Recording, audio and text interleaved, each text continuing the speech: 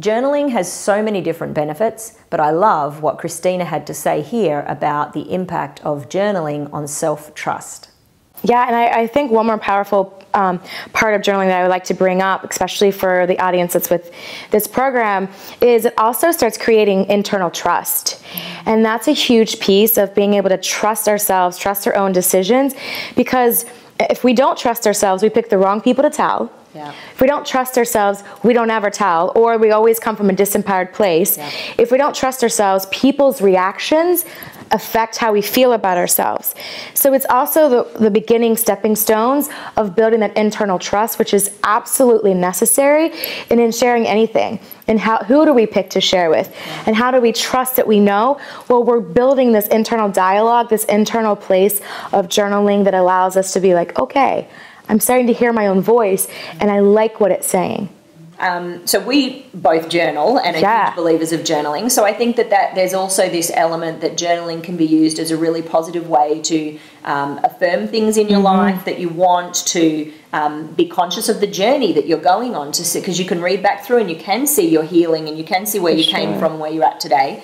I like to do visual journals. Actually, the one I'm using at the moment was a gift from you. Oh, the big love heart on the front. So what I've been doing is, because I Facebook so much of my journey when I'm in New Zealand or Italy or when I'm traveling, and so then I take the photo and the post and I cut it out and I put it in the book and I stick and paste it, and then I'll write something else around it. But it's a great way for me, if I am not able to always remember what happened a week or a month ago, I can collect those milestone moments. This week I got my green card through. So I'll paint something green with watercolors. But I think that there's a lot of really great ways to use journaling for healing. And I know that when I did my TEDx talk, when I shared my secret with the world, I was journaling for about 2 months through that whole process. My roommate and I would light the candles, we'd put the music on, we'd sit down with watercolors, and we really set the scene for journaling. And it was, just sort of like a special moment and evening. And we would sit down and we do a lot of collages where we cut things out of magazines and stick them down. But sometimes it would have a purpose around it. Like I would journal about the experience of what shame's coming up in this process of sharing my secret.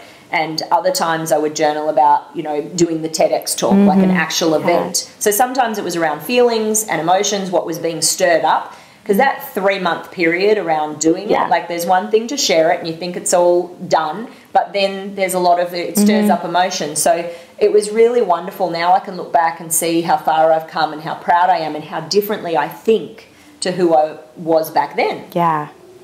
And so how do you use journaling mostly? Yeah, I'm a big proponent of visual journaling. I also am still a fan of dumping, but it can anything that just allows you to have a creative space, because what I was hearing when you were saying about this visual journaling, it's really creativity and it's really art.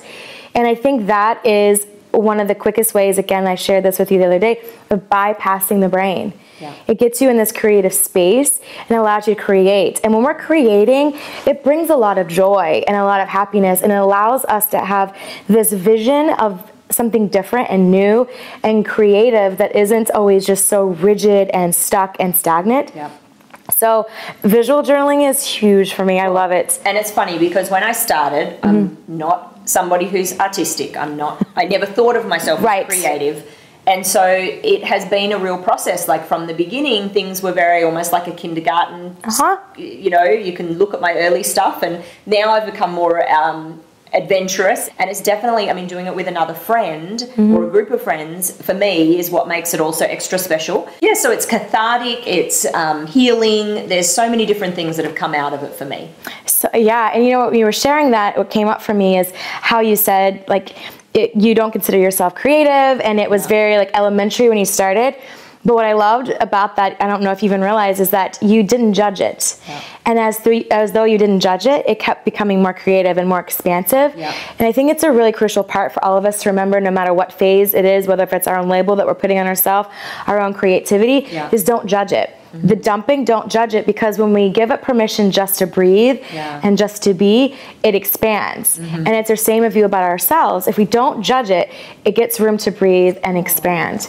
Well, otherwise, if we start to go into I'm not good enough, or I'm not a good writer, or I'm not doing this the right way, there should be more glitter or less glitter, then I would have stopped, and I wouldn't have known that I actually really love this and I'm really great at it. And even if I'm not the best artist in the world, I love it. I have so much fun with my girlfriends and with the process that I've been able to enjoy it. So I highly recommend for everyone that they get a journal and that they get some watercolors and that they find a way to incorporate that into part of their healing process. And through the online course each week, as we do different activities and homework, they're going to be able to use the journal as a tool as well.